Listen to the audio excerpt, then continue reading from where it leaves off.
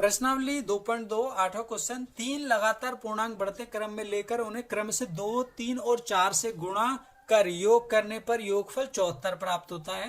तीनों पूर्णांक ज्ञात कीजिए। हमें क्या करना है इस क्वेश्चन में? इस क्वेश्चन में दिया हुआ है तीन लगातार पूर्णांक है, उन्हें पहले बढ़ते क्रम में लगाइए, फिर उसको क्रम से 2, 3 और 4 से गुणा कीजिए और उसके बाद योग करेंगे और योग करने पर 74 प्राप्त होगा। तो वह तीनों पूर्णांक हमें निकालने हैं। तो सबसे पहले हमें पूर्णांक मानने पड़ेंगे, पहला पूर्णांक, फिर दूसरा, फिर तीसरा। तो इस प्रकार लगातार पूर्णांक मानेंगे हम। पहला पूर्णांक हम मानेंगे x, दूसरा पूर्णांक x+1 और तीसरा पूर्णांक x+2। ये होंगे लगातार पूर्णांक। फिर उन्हें बढ़ते क्रम में लगाएंगे और 2, 3 और 4 से गुणा करेंगे। तो चलिए शुरू करते हैं। पहले हम लिखेंगे हल लिख दिया और उसके बाद पूर्णांक लिख लेते हैं। इस प्रकार लिख देंगे, पहला पूर्णांक हमने x मान लिया, दूसरा पूर्णांक x+1 मान लिया और तीसरा पूर्णांक हमने x+2 मान लिया। अब जैसे प्रश्न में दिया हुआ है उस प्रकार हम इसे लिख लेंगे। सबसे पहले हम लिखेंगे प्रश्नानुसार। तो यहां लिख लेते हैं प्रश्नानुसार। तो यहां लिख दिया ऐसे प्रश्नानुसार, यानी जैसे प्रश्न में दिया हुआ है उस प्रकार हम इसे लिख लेंगे। प्रश्न में दिया हुआ है इससे पहले बढ़ते क्रम में लगाइए। बढ़ते क्रम का मतलब है सबसे पहले छोटा रखिए, फिर उससे बड़ा, फिर उससे बड़ा। क्योंकि ये तीन पूर्णांक है तो सबसे छोटा ये है, फिर उससे बड़ा ये है, फिर उससे बड़ा ये है। तो चलिए हम इसे जैसे क्वेश्चन में गिवन है उस प्रकार हम इसे लगा लेते हैं, यानी बढ़ते क्रम में। सबसे पहले हम लिखेंगे x, क्योंकि सबसे छोटा यही है। उससे बड़ा है x+1 और उससे बड़ा है x+2। बस तीन ही पूर्णांक है। और बढ़ते क्रम में लेकर, यानी बढ़ते क्रम में हम लिया इसे। उसके बाद क्या करना है, क्रम से 2, 3 और 4 से गुणा कीजिए। क्रम से मतलब होता है क्रम से, यानी 2 को इससे गुणा करना है, 3 को इससे और 4 को इससे। तो चलिए गुणा करते हैं। तो हम 2 को इससे गुणा करेंगे, पहले से ब्रैकेट में लिख लेते हैं। 2 को इससे गुणा कर दिया और इसको गुणा करेंगे हम 3 से, तो 3 से गुणा कर दिया और इसको गुणा करेंगे हम 4 से। क्वेश्चन में ऐसा लिखा हुआ है, हमने बिल्कुल वैसा ही किया है। और उसके बाद गुणा करने के बाद कर रहा है योग मतलब जमा करना है इनको। तो पहले वाले को फिर जमा करना है दूसरे वाले को और फिर जमा करना है इस तीसरे वाले को। और योगफल क्या आएगा 74। तो हमने यहाँ लिख दिया 74। अब ये बन गई है एक समीकरण। अब इसे हम करेंगे हल। तो इस समीकरण को हल कैसे करेंगे, 2 को x से पहले करेंगे हम गुणा। तो क्या आएगा 2x जमा, ये वाला जमा का निशान हमने लिख दिया। अब ये जो 3 है इसको इन ब्रैकेट से गुणा करेंगे। तो 3 को पहले x से करेंगे तो 3x हो जाएगा। इस 3 को फिर 1 से भी करेंगे तो हो जाएगा 3 और ब्रैकेट हट गया। इस प्रकार इस 4 को x से करेंगे तो आएगा 4x जमा में 4 को 2 से करेंगे तो आएगा 8। बराबर में लिख देंगे ये 74 जो ये लिखा हुआ है बाहर। इस प्रकार हो गया इतना। अब x जो भी दिख रहा है हमें उसको जोड़ देंगे, जैसे 2x, 3x और 4x। कितने x हो गए टोटल? तो 2 और 3 5 और 4 9x हो गए। तो टोटल हमने लिख दिया 9x प्लस ये वाला 3 और ये वाला 8। 8 और 3 जमा करेंगे तो आएगा 11। बराबर में ये जो 74 है ये लिख देंगे। बस हो गया। हमने क्या करा, इस 2x, इस 3x और इस 4x को जोड़ के 9x लिख दिया। फिर बचा 3 और 8। तो 3 और 8 को जमा करके 11 लिख दिया। अब क्या हुआ, ये x वाली संख्या ये बिना x वाली है, तो x वाली संख्या बराबर के इस साइड रखेंगे और बिना x वाली बराबर के उस साइड ले जाएंगे। तो हमने क्या करा, यहाँ लिख दिया 9x, बराबर में यहाँ लिख दिया 74 और 11, क्योंकि इधर प्लस का है तो बराबर के उस साइड जाता है तो निशान चेंज होता है, इतना हमें पता ही है। तो माइनस का 11 हो जाएगा। अब 9x लिखेंगे ऐसे का ऐसे ही हम यहाँ उतार देते हैं 9x बराबर में 74 में से 11 घटाएंगे। तो चलिए घटा लेते हैं। 4 में से 1 गया 3, 7 में से 1 गया 6, 63 आएगा। ओके, अब इसके आगे करते हैं, यहाँ पर हम लाइन खींच के 9x बराबर में 63 एक बार हमने दोबारा से लिख दिया। अब क्या करेंगे, जो x के साथ 9 है ये जाएगा 63 के बटे में। तो चलिए बटे में ले जाते हैं। x बराबर में 63 बटे में 9। अब इसको देखते हैं काट के। 9 एकम 9, 9 के पाड़े में 63 आता है। तो देखिए गिन के, तो 9 के पाड़े में 63 कितनी बार में आता है वो होगा इसका आंसर। तो 9 7 63 7 बार में, तो x का मान आएगा 7। और x हमने माना क्या था, तो हम यहाँ पर देखें तो पहला पूर्णांक x माना था हमने, तो यानी पहला पूर्णांक निकल चुका है x। तो हम यहाँ लिख देंगे ऐसे पहला पूर्णांक। तो पहला पूर्णांक x है और x का मान हम निकाल चुके हैं 7। तो पहला पूर्णांक तो हो गया 7। तो इस प्रकार दूसरा पूर्णांक, तो चलिए दूसरा पूर्णांक लिख देते हैं। दूसरा पूर्णांक दूसरा पूर्णांक किस प्रकार निकालेंगे हम, x में अगर 1 प्लस कर दे, x मतलब x का मान 7 है, 7 में 1 प्लस कर देंगे तो क्या आएगा 8, तो दूसरा पूर्णांक निकल गया 8। इस प्रकार तीसरा पूर्णांक क्या है, x में अगर हम 2 प्लस कर दें तो तीसरा पूर्णांक आ जाएगा। तो x हमारे पास 7 था और 2 प्लस कर देंगे तो आएगा 9, तो इस प्रकार तीसरा पूर्णांक भी निकल गया। तो ये तीनों पूर्णांक आ गए, पहला पूर्णांक 7, दूसरा पूर्णांक 8, तीसरा पूर्णांक 9। अगर इसे हम चेक करना चाहें तो चलिए देखिए चेक कैसे करते हैं। क्वेश्चन यहाँ पर हम पूरा हल कर चुके हैं, यहाँ पर ये खत्म हो गया है इसका आंसर।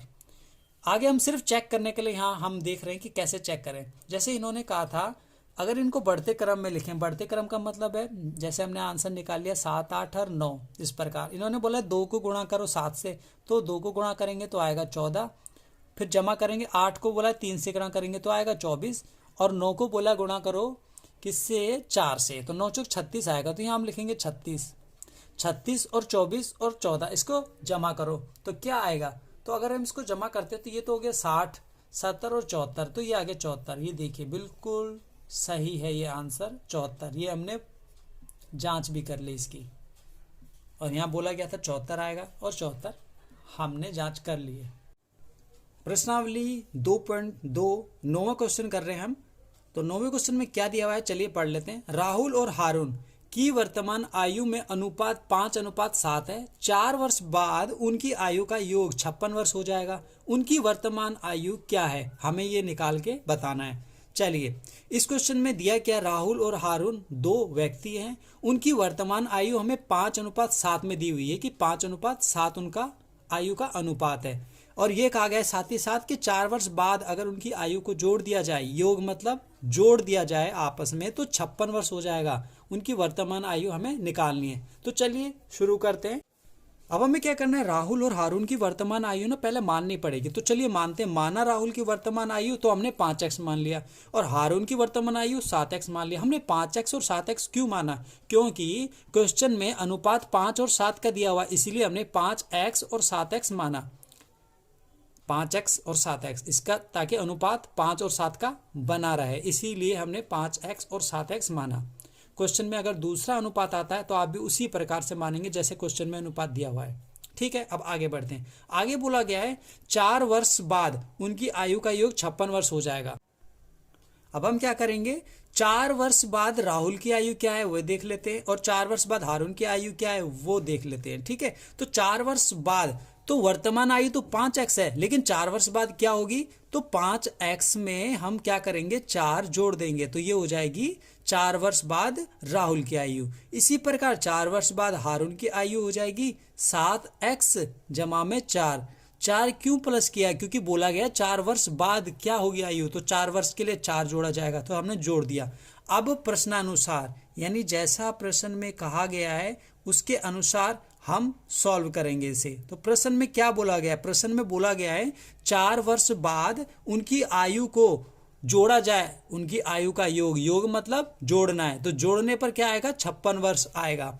तो हम जोड़ते हैं, तो 4 वर्ष बाद ये है राहुल की आयु, 4 वर्ष बाद ये है हारून की आयु, इन दोनों को जोड़ेंगे। तो चलिए जोड़ते हैं। तो जोड़ेंगे कैसे, पहले लिखते हैं हम राहुल की आयु 5x जमा में 4, ये तो हो गई राहुल की आयु 4 वर्ष बाद की, और 4 वर्ष बाद की हारून की आयु क्या हो गई 7x जमा में 4। ठीक है, अब क्वेश्चन में बोला गया इन दोनों को जोड़ना है, यानी इसको और इसको हमने जोड़ दिया, और जोड़ने पर क्या आएगा ये भी क्वेश्चन में बताया गया, क्या आएगा 56 आएगा, तो हमने लिख दिया 56। अब ये है सॉल्व करेंगे हम इसको, और इसको सॉल्व करने पर x का मान निकलेगा। तो चलिए इसे सॉल्व करते हैं। कैसे करेंगे, पहले हम ये लिख लेते हैं 5x जमा में 4 और ब्रैकेट हटा देते हैं, और फिर प्लस का निशान ये वाला, और फिर 7x जमा में 4, ये भी ब्रैकेट हट गया, और यहाँ लगा दिया हमने 56।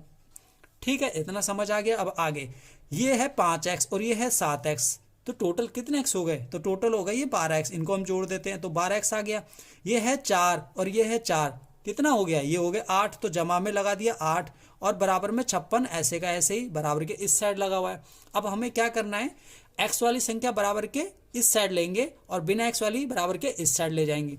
तो चलिए x वाला ये है 12x, हमने यहाँ लिख दिया 12x, और बराबर में 56 लिखेंगे, और 8 नहीं लिखेंगे, 8 इधर से उठा के पीछे ले जाएंगे, और पीछे ले जाएंगे तो माइनस का हो जाएगा, हो गया घटा का, ठीक है।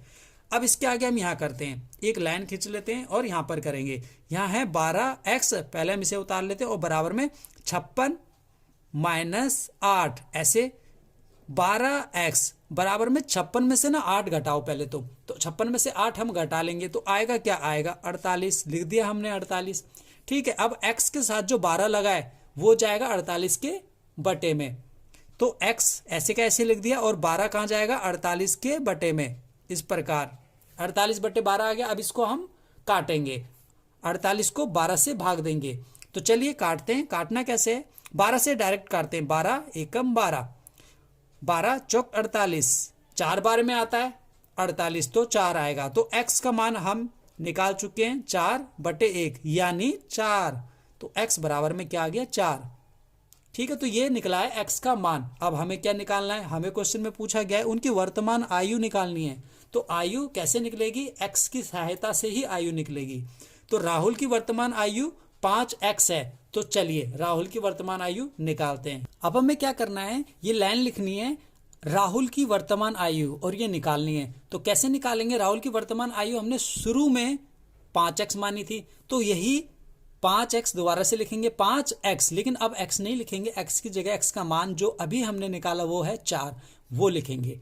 और 5 चौक 20 आ गया, इसको गुणा करेंगे तो गुणा करने पर क्या आएगा, 20 वर्ष। तो ये हो गई राहुल की वर्तमान आयु। अब इसी प्रकार हारून की वर्तमान आयु निकालते हैं। तो चलिए हारून की वर्तमान आयु 7x, तो 7 और x, लेकिन x की जगह x का मान जो अभी निकाला हमने वो है 4, ये रहा। तो इसको गुणा करेंगे अब, 7 चौक 28, तो यहाँ लिख देंगे 28 और वर्ष, 28 वर्ष आ गई हारून की आयु।